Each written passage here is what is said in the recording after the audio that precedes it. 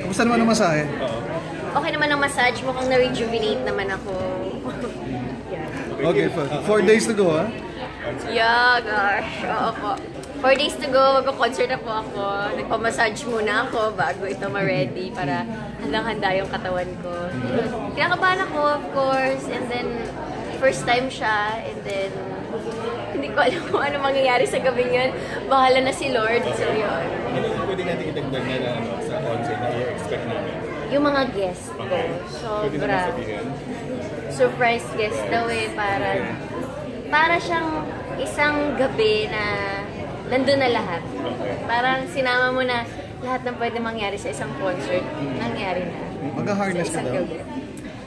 Meron po, mga ganyan, mga boys nakakagulat na mga mangyayari, mga ganon. Then yung mga guests, sobra ako na happy kasi may mga guests na dumating na hindi ko in-expect na papayag silang mag-guest sa concert. So, yun. Magitin naman natin. Doon na lang sa gabing yun para maganda. Yun. So, parang I'm very happy and very thankful and very blessed dahil, yun nga, paubos na paubos yung ticket ko. So, sobrang kinakabahan, which is okay lang kasi buti maraming sumeryoso sa akin for that night. And then, yun, pinagbigyan nila ako mag-concert and then, sinuportahan naman nila. So, masaya ako and excited and naghahanda na talaga. Concert queen ka na, ha? Huwag naman queen! Ano lang, concert wannabe. Concert wannabe, yun na lang. So, maganda ang response sa tickets para masusundan to. Naku, wag muna! Dito muna tayo mag-concentrate sa 2 hours na kakaibang gabi ng buhay ko.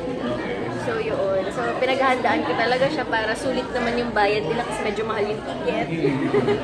Kasi iba yung production design and everything, pinaghandaan talaga namin.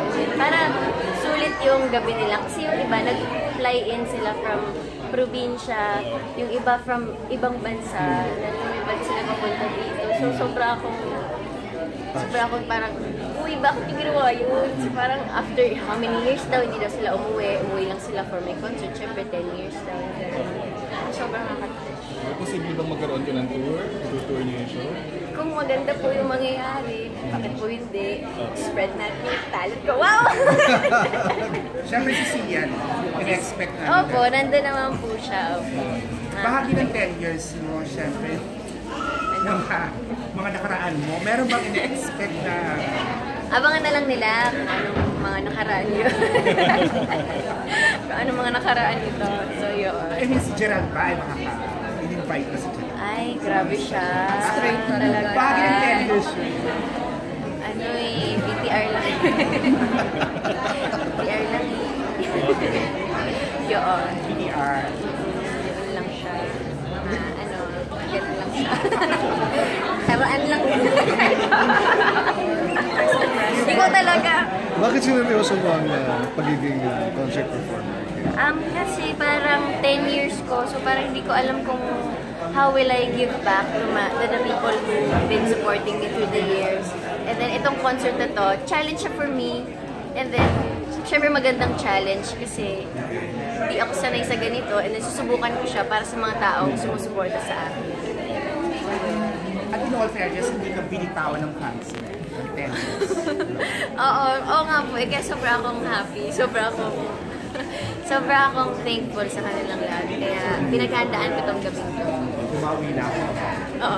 Salamat Sa story of us, pinapura yung performance ni Venecia ng mga sa netizens. Oo nga po. Masaya kami kasi parang daming nag-tweet na nakaka-relate sila. And masaya ako sa mga reviews. And parang na-miss ko talagang umarte sa TV. So parang ito talaga yung gusto ko. So masaya ako na naintindihan siya ng mga tao. Mas mahirap ba ito kumpara sa mga nakaraan mong teleserye? Medyo po. Kasi parang parang realidad kasi talaga siya ng buhay. And then mas na-appreciate ko yung mga kababayan natin sa ibang bansa na nagtatrabaho. Yung pala yun. Sabi ko, ang hirap pala. Thank you. Thank you. Salamat. Punta kayo Papamasahe muna kami. Pamassage muna and then Kia Theater na. Baka makatulog kayo sa Kia. Pagkatapos na lang. Yung picture muna for